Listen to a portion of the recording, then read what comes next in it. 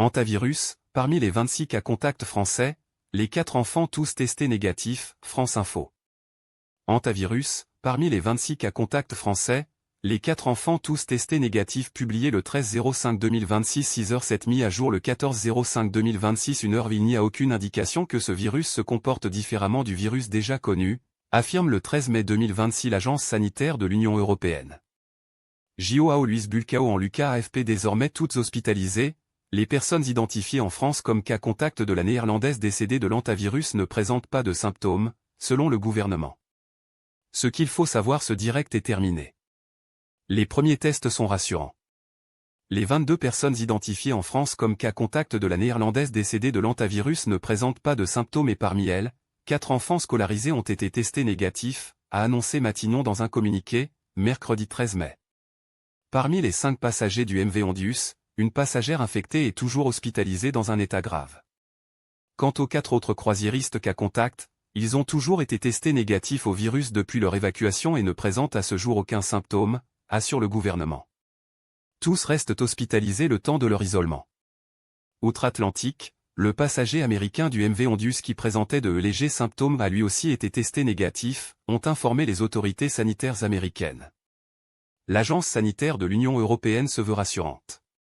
Les investigations préliminaires basées sur le séquençage du génome complet montrent qu'il n'y a aucune indication que ce virus se comporte différemment du virus déjà connu, a déclaré mercredi 13 mai Andreas Hofer, du Centre européen de prévention et de contrôle des maladies. Toutes les séquences obtenues à ce jour sont pratiquement identiques, ce qui signifie qu'il n'y a probablement eu qu'un seul cas de transmission d'un animal infecté à un humain depuis l'apparition de la maladie chez un passager du MV Ondius, ajoute-t-il. Une réunion entre les ministres de la Santé européens. Cet entretien s'est déroulé à 16h30. Côté français, une réunion interministérielle de coordination a eu lieu de 18 à 19h. Le ministre des Transports ne déconseille aucune destination. Les Français peuvent voyager comme ils le souhaitent, a affirmé mercredi Philippe Tabarot sur France Info. Il promet néanmoins d'être particulièrement vigilant sur la connectivité avec un certain nombre de territoires, sur la traçabilité également. La situation est sous contrôle en France selon Emmanuel Macron.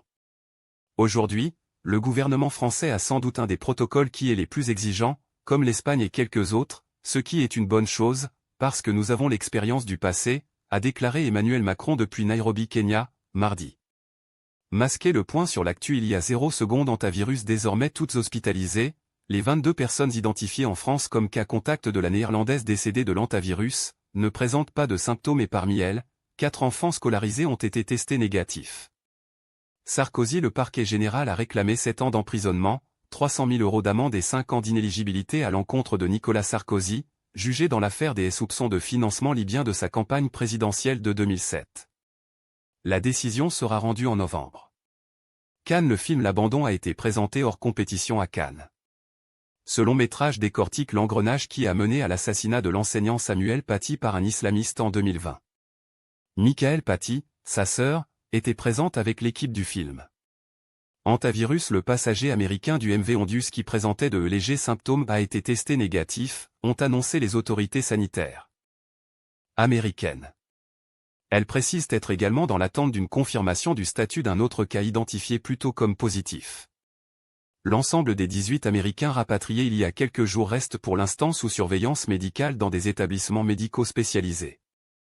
Hantavirus. 4 enfants figurent parmi les 26 cas contacts à l'hantavirus qui sont hospitalisés en France. Ces 4 mineurs ont tous été testés négatifs, a appris France Info auprès de Matignon. Le résultat n'est pas encore connu pour les autres. Le point sur l'actu il y a 0 secondes il est 18h passées, voici un nouveau point sur l'actualité, hantavirus. Selon l'Agence sanitaire de l'Union européenne, les investigations préliminaires basées sur le séquençage du génome complet de la souche identifiée montrent qu'il n'y a aucune indication que ce virus se comporte différemment du virus déjà connu. Il n'y a probablement eu qu'un seul cas de transmission d'un animal à un humain. Suivez notre direct. Moyen Ori. L'Agence internationale de l'énergie AIE alerte sur la fonte des réserves pétrolières. Plus de 10 semaines après le début de la guerre au Moyen-Orient, les pertes croissantes d'approvisionnement dans le détroit d'Ormuz épuisent les stocks mondiaux de pétrole à un rythme record, souligne l'AIE dans son rapport mensuel sur les marchés pétroliers. Suivez notre direct. Cannes. Le film L'Abandon, qui porte à l'écran le récit de l'assassinat de Samuel Paty, sort en salle aujourd'hui, parallèlement à sa projection hors compétition au Festival de Cannes. Le professeur d'histoire-géographie, assassiné en octobre 2020 par un terroriste islamiste, est incarné par Antoine Reynards. Notre journaliste Juliette Campion a échangé avec l'équipe du film sur les coulisses d'un tournage sensible. Hantavirus, l'agence sanitaire de l'Union européenne se veut rassurante. Les investigations préliminaires basées sur le séquençage du génome complet montrent qu'il n'y a aucune indication que ce virus se comporte différemment du virus déjà connu, a déclaré Andreas Hofer, du Centre européen de prévention et de contrôle des maladies. Toutes les séquences obtenues à ce jour sont pratiquement identiques, ce qui signifie qu'il n'y a probablement eu qu'un seul cas de transmission d'un animal infecté à un humain depuis l'apparition de la maladie chez un passager du MV Ondius, ajoute-t-il. Hantavirus, une réunion interministérielle, prévue à 18 h, ne va pas tarder à commencer à Matignon, sous la houlette du Premier ministre, Sébastien Lecornu. Hantavirus, bonjour EFI, existe-t-il dans les armées européennes des navires hôpitaux qui pourraient accueillir les personnes à isoler et avec le matériel nécessaire et l'espace suffisant? Catherine Fournier, France Info, il y a 0 secondes. Bonjour J-Poche, Ouest France consacre justement un article à la question. L'un des plus grands navires hôpitaux du monde, l'USNS Comfort, de la marine américaine, a assuré 5 missions en Haïti après le séisme de 2010. La Chine dispose également d'un navire hôpital, le Daishan Dao. En France, le porte-avions Charles de Gaulle, ainsi que les bâtiments de projection et de commandement de classe Mistral, sont pourvus de bons équipements hospitaliers, mais ils ne peuvent pas être considérés comme des navires hôpitaux, explique le quotidien. Hantavirus, contagiosité, recommandations sanitaires. Que souhaitez-vous savoir sur l'hantavirus et les cas déjà répertoriés? Quelles questions vous posez-vous sur la situation sanitaire et sa gestion par les autorités? Dans le cadre de On vous répond, les rédactions de France Télévisions vous proposent de poser toutes vos questions via un formulaire, en laissant vos coordonnées.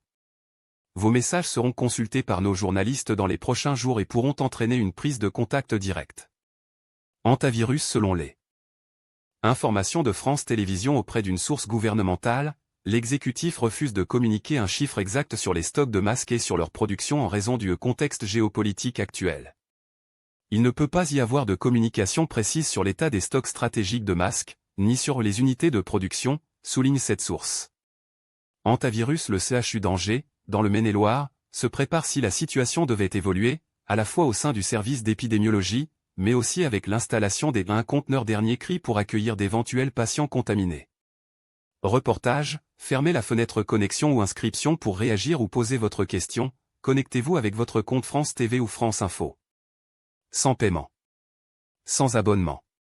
Fermez la fenêtre bannissement, vous ne pouvez plus participer au live, vous avez posté un message contraire aux règles du live avec votre compte xxxxxxx.20. Nous vous rappelons que votre participation doit se faire dans le respect de la loi, des personnes et des règles du live que vous pouvez consulter ici. Consultez les règles du live, fermez l'espace participatif, fermez la fenêtre bienvenue, bienvenue sur l'espace participatif du live.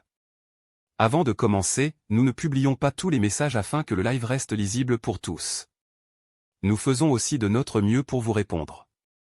Fermez l'espace participatif, fermez la fenêtre participer au live, participez toujours dans le respect de la loi et des personnes.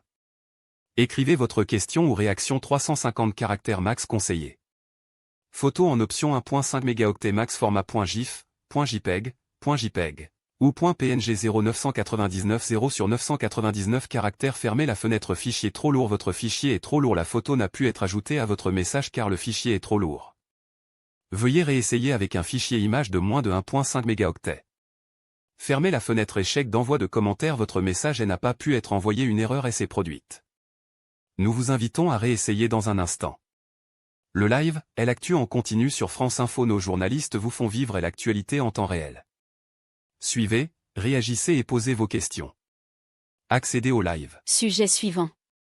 On ne crée pas assez d'emplois et la population active augmente, pourquoi le chômage est au plus haut en France depuis 5 ans, France Info. Le taux de chômage en France hors Mayotte a augmenté de 0,2 points au premier trimestre 2026, selon l'INSEE.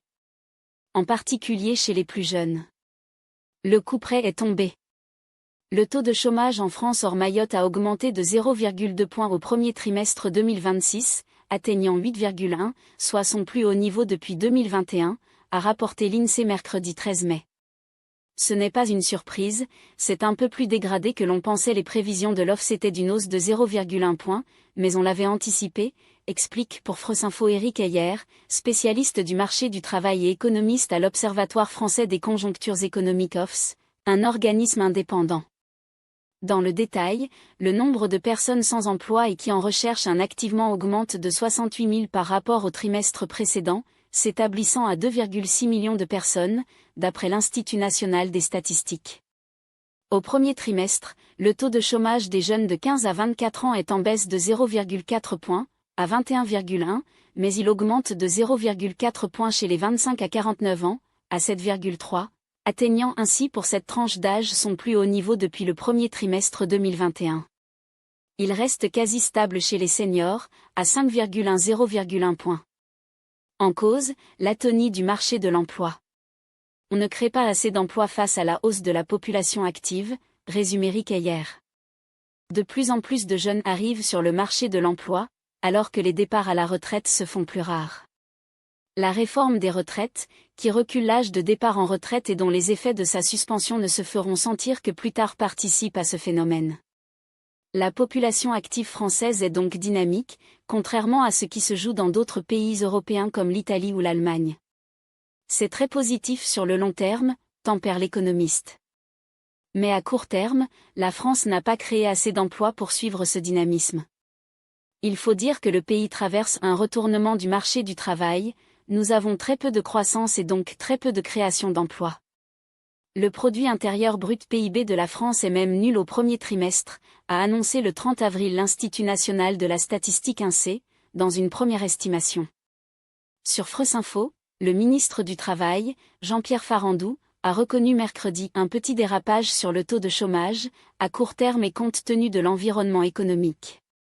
Il a néanmoins précisé que les prévisions n'étaient pas alarmistes, saluant la capacité de résilience de l'économie française et la dynamique de l'emploi.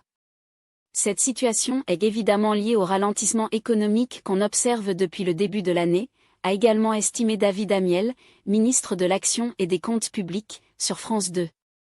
Le nombre de personnes inscrites à France Travail sans aucune activité catégorie a été pourtant en baisse de 1,2 au premier trimestre 2026, et de 2,8 sur un an, selon les données du ministère du Travail.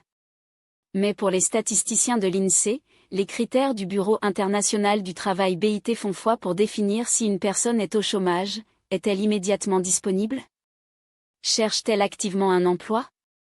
A-t-elle travaillé au cours de la période de référence? De quoi faire varier considérablement les données. À ces causes structurelles s'ajoutent quelques effets plus difficiles à anticiper.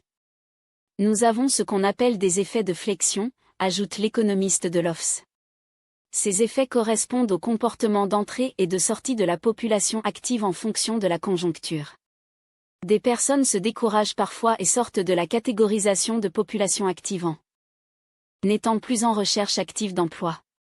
Aux 2,6 millions de personnes considérées comme étant au chômage au sens du BIT s'ajoute en effet 1,8 million de personnes qui souhaitent un emploi sans être considérées comme chômeurs parce qu'elles ne recherchent pas d'emploi ou ne sont pas immédiatement disponibles sur le marché du travail. Ces personnes se considèrent maintenant davantage disponibles pour travailler, fait valoir l'économiste. La loi pour le plein emploi de janvier 2025, qui inscrit automatiquement les bénéficiaires du RSA à France Travail, a pu encourager ce phénomène. Cela a pu réactiver les personnes qui étaient dans l'inactivité, analyse-t-il. L'INSEE précise ainsi que, depuis la mise en œuvre de la loi pour le plein emploi, les bénéficiaires du RSA et les jeunes de 15 à 29 ans contribuent pour près de la moitié de la hausse du taux de chômage.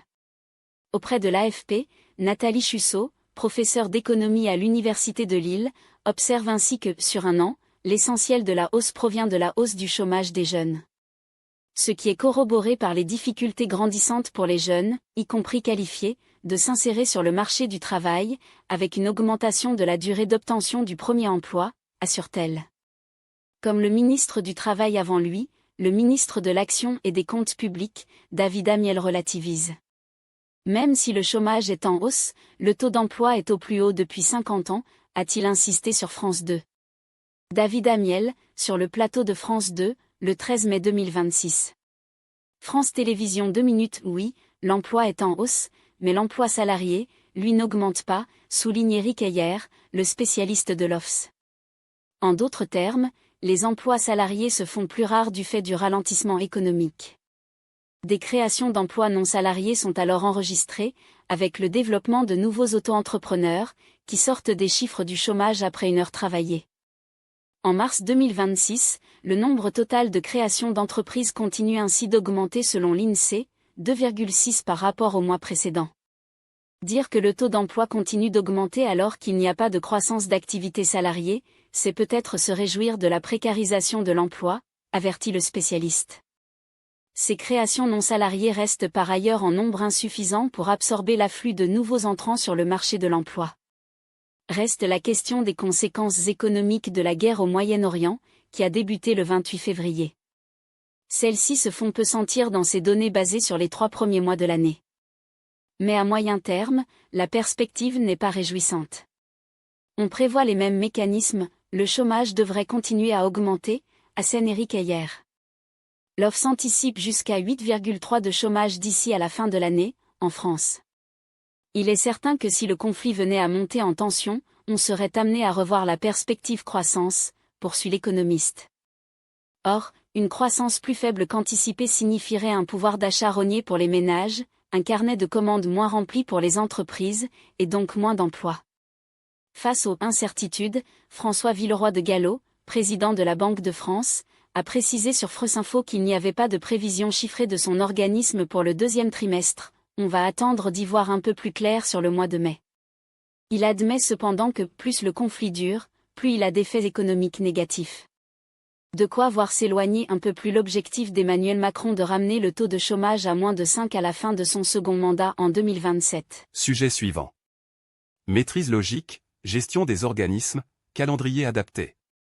Comment le PSG a construit son 14e titre de champion de France, France Info. Maîtrise logique, gestion des organismes, calendrier adapté. Comment le PSG a construit son 14e titre de champion de France en total contrôle, le Paris Saint-Germain a conquis son 14e titre de champion, mercredi, en se servant presque de la Ligue 1 comme une variable d'ajustement pour être encore plus performant dans les autres compétitions. Publié le 13-05-2026 23h15 temps de lecture, 4 minutes la joie de Luis Enrique lors de la qualification du PSG en finale de la Ligue des Champions, le 6 mai 2026, à Munich. Ulrik Pedersen AFP en s'imposant à Lens 2-0, mercredi 13 mai, en match en retard de la 29e journée, le Paris Saint-Germain a mathématiquement assuré son titre de champion de France 2026. Pour la première fois de son histoire, le PSG décroche 5 titres nationaux d'affilée. Le club de la capitale en est désormais à 14 titres de champion de France, soit 4 de plus que Saint-Étienne. Cette saison, l'équipe de Luis Enrique n'aura pas été poussée dans ses retranchements. Parfois handicapée par les blessures et souvent focalisée sur ses échéances en Ligue des Champions, elle n'a pas tyrannisé le championnat non plus. C'est en toute maîtrise que les Parisiens ont assumé leur statut, avec quelques ratés mais sans jamais paniquer. Quelques accros sans conséquence, le cru 2025 à 2026 n'est pas un millésime. Il s'agit de la saison la moins aboutie depuis le début de l'ère Luis Enrique sur le plan des résultats, avec 5 défaites, une de plus que les 2 saisons précédentes cumulées, à Marseille 0-1, la première victoire de l'OM au Vélodrome face au PSG depuis 14 ans, à Rennes 1-3, à domicile contre Lyon 1-2 et lors des 2 confrontations face à Monaco 0-1 à Louis II et 1-3 au Parc. Même constat au niveau de la moyenne de buts par match, la plus faible des 3 saisons sous les ordres du coach espagnol, 2,21 contre 2,71 en 2025 et 2,38 en 2024. Mais les standards de l'équipe sont respectés avec 73 de victoires en Ligue 1, 24-33, ce qui correspond à la moyenne des saisons du club depuis l'arrivée des investisseurs qataris en 2011-71. Ce PSG a été la meilleure attaque, 73 buts marqués, et la meilleure défense, 27 encaissés de son championnat, celle qui a le plus tiré, 592 tentatives, et qui a subi le moins de frappes, 281, tout en affichant le taux de possession le plus élevé de très loin, 69. Des cadres largement ménagés. La caractéristique la plus marquante de cette saison de Ligue 1 est la gestion de l'effectif pratiquée par Luis Enrique. Rarement un champion de France aura autant fait tourner. 6 des 10 joueurs les plus utilisés en championnat ne sont pas des cadres de l'équipe: Ilya Zabarni, Lucas Hernandez, Lucas Chevalier, Seny Mayulu, Canine Lee et Lucas Beraldo. Zabarni affiche d'ailleurs le 2e temps de jeu le plus important en L1 de l'équipe, 2207 minutes. On pourrait prolonger cette analyse en considérant que dans ce top 10 des joueurs les plus utilisés, Bradley Barcola n'est pas un titulaire indiscutable et Warren Zaïre Emery doit son retour au plus haut niveau en partie aux blessures d'Achraf Hakimi et de Fabien Ruiz. La Ligue 1 représente 60 des 54 matchs disputés par le PSG cette saison. Les 13 joueurs cadres parisiens sont tous sous cette barre. Pour eux, le championnat ne pèse que pour 50 du temps de jeu total en moyenne cette saison. Le capitaine Marquinhos n'affiche que le 20e temps de jeu de l'équipe en L1 avec 961 minutes, soit 300 de moins qu'en Ligue des Champions. Cette gestion des organismes, déjà bien en place lors des 2 premières saisons sous Luis Enrique, a été accentuée à cause d'une cascade de blessures. Après une saison interminable et éreintante, conclue en juillet avec la Coupe du Monde des clubs, le PSG a longtemps payé sa préparation minimale et l'absence de réelles coupures. Des joueurs comme Ousmane Dembélé et Désiré Doué se sont rapidement blessés et ont ensuite rechuté, malgré les précautions prises. Luis Enrique s'est montré ingénieux pour trouver des solutions, utilisant Warren Zaïre-Emery au poste de latéral droit ou encore en faisant jouer le défenseur Lucas Beraldo au milieu de terrain pour faire souffler Vitinha. Un calendrier remodelé en fin de saison. Si le PSG a clairement été la meilleure équipe du championnat, il a également bénéficié d'un coup de pouce non négligeable de la part de la Ligue en fin de saison. 2 de ces matchs de Ligue 1, placés entre l'aller et le retour de ces chocs de Ligue des Champions contre Chelsea et face à Liverpool, ont été reportés à sa demande. Ce fut le cas pour la réception de Nantes initialement prévue le 14 mars jouée le 22 avril et surtout pour le déplacement sur la pelouse de Lens, décalé du 11 avril au 13 mai. Celle qui aura ironiquement validé le titre parisien. Avant même la validation du report, les dirigeants artésiens avaient bondi de leur chaise. Un sentiment préoccupant tend à s'installer, celui d'un championnat de France progressivement relégué au rang de variable des ajustements au gré des impératifs européens de certains, avait écrit le RCL dans un communiqué, pointant une conception singulière de l'équité sportive. Au moment où la LFP a validé cette décision, le 26 mars, un seul point séparait le PSG 60 points des 100 et hors 59 points en tête du championnat, avec un match en retard à disputer pour les Parisiens. L'écart s'est ensuite creusé entre les 2 formations et le Paris Saint-Germain a pu officialiser face à son dauphin qui, de son côté, avait dû disputer un match amical pour combler le trou de 2 semaines sans compétition créé par le report de la rencontre. Sujet suivant. Festival de Cannes. Léa Drucker libre, Samuel Paty dans les souvenirs, Bolloré dénoncé, retour sur ce mercredi 13 mai sur la Croisette. La vie d'une femme croisait les jours sombres d'avant la mort de Samuel Paty, alors que la saga Fast and Furious fêtait ses 25 ans au Festival de Cannes. Retour sur une journée de mercredi éclectique sur la Croisette. La quotidienne société de la vie quotidienne aux grands enjeux, recevez tous les jours les sujets qui font la société locale, comme la justice et l'éducation, la santé et la famille. France Télévisions utilise votre adresse email afin de vous envoyer la newsletter La quotidienne société. Vous pouvez vous désinscrire à tout moment via le lien en bas de cette newsletter. Notre politique de confidentialité est à vous toutes et tous qui tentez de résister, ici et ailleurs. Bonsoir et bienvenue. C'est sur ces mots, entre trac et joie, que l'actrice française Aya Hidara a fait vibrer la cérémonie d'ouverture de ce mardi soir. La course à la Palme d'Or débute 2 premiers films de la compétition, sur les 22 sélectionnés, étaient projetés ce 13 mai. Quelques jours à Nagi du japonais Koji Fukada, raconte l'histoire d'une architecte divorcée qui rend visite à une amie sculptrice à la campagne. Alors qu'elle accepte de poser pour son amie, un lien ancien va ressurgir entre les 2 femmes. Dans la foulée, La vie d'une femme, de Charline Bourgeois-Taquet, voit l'entrée en compétition de la première réalisatrice française. J'ai eu envie de faire le portrait d'une femme d'environ 55 ans qui irait bien, et qui se serait accomplie autrement qu'à travers la maternité et qu'à travers l'amour, explique la réalisatrice, rencontrée par l'AFP. Son film avec Léa Drucker, Mélanie Thierry et Charles Berling décrit le quotidien d'une chirurgienne chef de service assaillie par les responsabilités et qui jongle entre travail et vie de famille. Lorsqu'elle rencontre une romancière qui s'intéresse au monde hospitalier, ses certitudes sont fragilisées. Début de la compétition aussi pour la sélection Un certain regard. Un film choc retraçant les derniers jours de Samuel Paty présenté hors compétition, L'abandon, ce long métrage en salle ce mercredi, décortique l'engrenage qui a mené à l'assassinat de cet enseignant par un jeune russe tchétchène radicalisé après avoir montré en classe des caricatures du prophète Mahomet. Antoine Reinhardt incarne un Samuel Paty lâché par les institutions académiques et certains de ses collègues. La sœur du professeur, Michael Paty, qui a participé à l'écriture du scénario est présente avec l'équipe de ce film réalisé par Vincent Garanque. Guillermo del Toro en ouverture de Cannes Classics Le Labyrinthe de Pan 2006, film culte de Guillermo del Toro avec Sergi Lopez et Maribel Verdú, ressort dans une version restaurée à l'occasion de ses 20 ans, dans le cadre de Cannes Classics, que le cinéaste qu'il a honoré de sa présence. Tribune dénonçant est l'emprise de Vincent Bolloré sur le cinéma, suite la publication dans Libération de la tribune de 600 professionnels sur le thème Zappé Bolloré, semble avoir déclenché une prise de conscience du problème sous-jacent à l'agenda politique des extrêmes droites du milliardaire breton, voir notre résumé du 12 mai.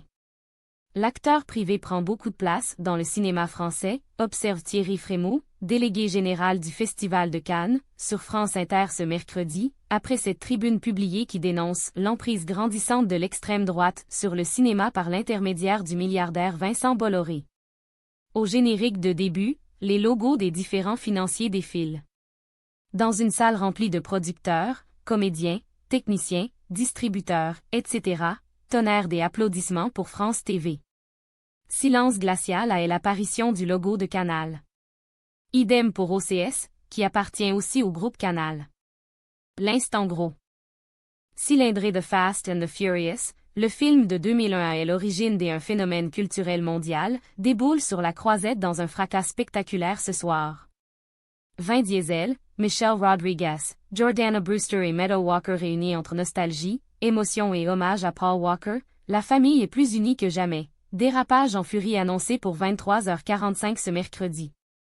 Un texte pour lutter contre les violences dans le monde de la culture. Ne mettons pas les violences sous le tapis. En plein festival de Cannes, une proposition de loi est déposée mercredi à l'Assemblée nationale pour muscler la lutte contre les violences commises dans le monde du cinéma et de la culture. Un an après la publication d'un rapport parlementaire sur le sujet, des chartes ont été signées, des cellules d'écoute ont vu le jour, mais ces avancées restent fragiles tant qu'elles ne reposent pas sur un socle législatif solide, estiment les députés Erwan Balanant les démocrates et Sandrine Rousseau écologistes. Cannes en galerie géante depuis ce mardi et jusqu'au 30 août, Cannes se transforme en galerie à ciel ouvert. C'est comme chaque année, Cannes fait le mur. La ville propose, avec Paris Match, un regard inédit sur les icônes du grand écran, en explorant la place de la voiture et de la vitesse dans l'imaginaire cinématographique. Demain jeudi 14 mai, le cortège de stars sur le tapis rouge continue, à commencer par le film de l'Iranien Asghar Farhadi et son casting français 5 étoiles ce jeudi. Vincent Cassel, Virginie Efira, Pierre Ninet et Isabelle Huppert se partagent l'affiche dans cette histoire de destins croisés qui finissent par se percuter dans les rues de Paris. L'Allemande Sandra Hüller, récompensée en février de l'Ours d'or de la meilleure actrice lors de la Berlinale et dont la performance dans Anatomie d'une chute a marqué la croisette en 2023, est très attendue. Elle tient le rôle principal dans le dernier film de Paweł Pawlikowski, sur le retour de l'écrivain Thomas Mann en Allemagne après la fin de la Seconde Guerre mondiale. Sujet suivant. Ni remords, ni repenti, au procès en appel de Nicolas Sarkozy. Le Parquet Général required des painstages aussi lourds et demanda un nouveau septembre ans de prison, France Info. Le Parquet Général réclame mercredi un peine tout aussi sévère qu'en première instance à l'encontre de l'ancien président de la République, condamné à 5 ans de prison ferme en septembre dernier. Il conviendra de le sanctionner à la hauteur de la gravité des faits. Le Parquet Général réclame, mercredi 13 mai, septembre ans d'emprisonnement, 300,000 euros d'amende et 5 ans d'inéligibilité à l'encontre de Nicolas Sarkozy, jugé depuis près de 2 mois devant la Cour d'appel de Paris dans l'affaire des soupçons de financement libyen de sa campagne présidentielle de 2007. Cette peine est requise au terme d'un réquisitoire de près de 2 heures, prenant sur 2 jours et demi. Lors du procès en première instance, le Parquet national financier avait requis exactement la même peine. Les réquisitions du Parquet général sont strictement identiques à celles du PNF, a dit Ehlers Rebendy Christophe Ingrain, l'un des avocats de Nicolas Sarkozy, à la sortie de l'audience. Nous démontrerons lors de nos plaidoiries la parfaite innocence de Nicolas Sarkozy. Il n'y a pas d'argent libyen dans sa campagne, dans son patrimoine, il n'y a pas de financement par la Libye, pas d'enrichissement de Nicolas Sarkozy par la Libye. Nicolas Sarkozy est innocent et nous le démontrerons dans 15 jours, a-t-il ajouté. Les plaidoiries de la défense sont prévus le 27 mai. L'ancien président de la République Louis, est reste impassible en entendant ces réquisitions. Une fois l'audience suspendue, il s'est entretenu débat, à voix basse, avec ses avocats et ses conseillers autour de lui, marquant nerveusement un chewing gum, avant de quitter discrètement la salle. Au début de leur réquisitoire, les trois avocats généraux, Damien Brunet, Rodolphe Jouy Berman et Sophie Maynard, ont d'abord demandé de condamner l'ancien président de la République pour association de malfaiteurs, considérant qu'il est l'instigateur de rencontres avec des hauts dignitaires du régime libyen en vue d'organiser un financement occulte de sa campagne. C'est pour ce délit que Nicolas Sarkozy avait été condamné, le 25 septembre 2025, à 5 ans de prison ferme.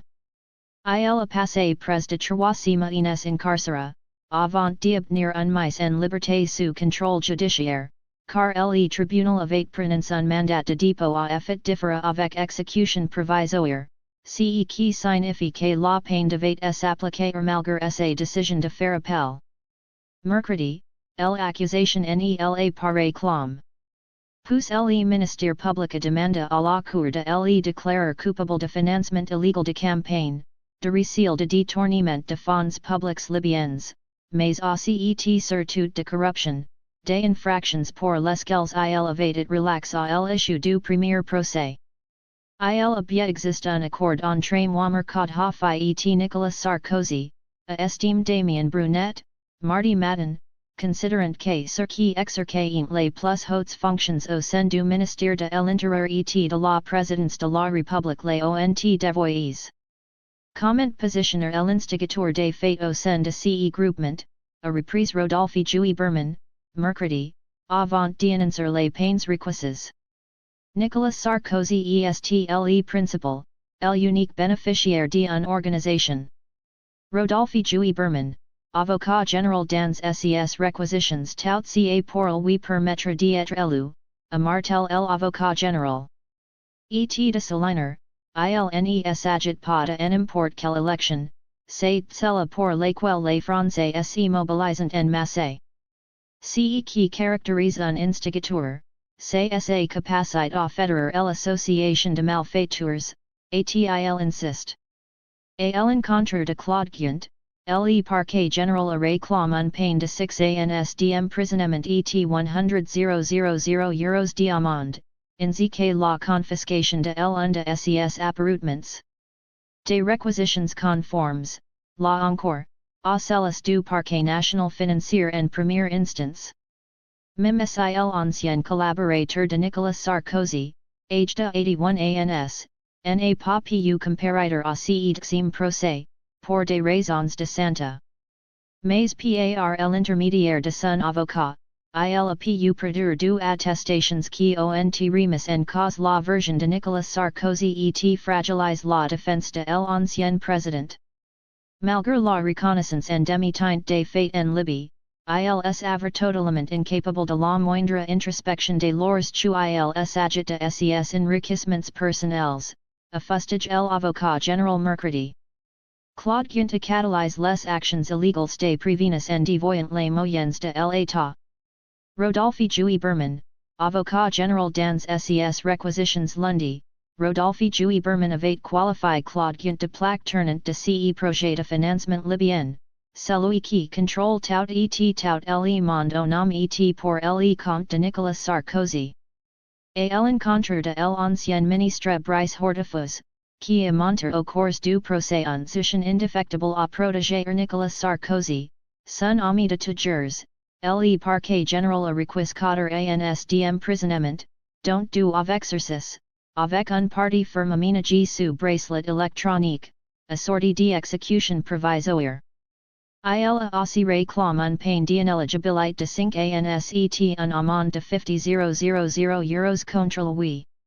En première instance, Brice Hortefeux avait été condamné à 2 ans de prison avec exécution provisoire mais aménageable, peine qu'il effectue avec un bracelet électronique. Le Parquet General a donné clam en plus du années de prison avec exercice. Bryce Hortefeux restera celui qui a éclaboussé la fonction ministérielle, celui qui a pactis avec un terroriste, a estime l'avocat général, à propos de sa rencontre avec Abdallah Sinisi, a l'origine de l'attentat du DC-10 qui a coûté la vie à 170 personnes en 1989. En première instance, le tribunal a considéré que Nicolas Sarkozy avait sciemment les claudiant et Bryce Hortefeux rencontre le beau-frère par alliance de Muammar Kadhafi en Libye, en 2005, en vue d'organiser un financement occulte de sa campagne présidentielle. En échange, l'ancien ministre de l'Intérieur, Enrique Claudiant, son directeur de cabinet à l'époque, lui aurait promis d'examiner de près sa situation judiciaire. C'est le manquement au devoir de probité publique que vous sanctionneras, lance l'avocat général à la Cour d'appel de Paris. C'est le mensonge que vous condamneras, un recette basé sur un fable, a poursuivi Rodolphe Jouy Berman. Et de Saliner chu auxiliary du parquet général, ilnyu aucune introspection sur les faits, ni remord, ni repenti, autant dire que cette absence de remise en cause, vous la condamneras. La décision, qui sera mise en délibéré, est attendue le 30 novembre.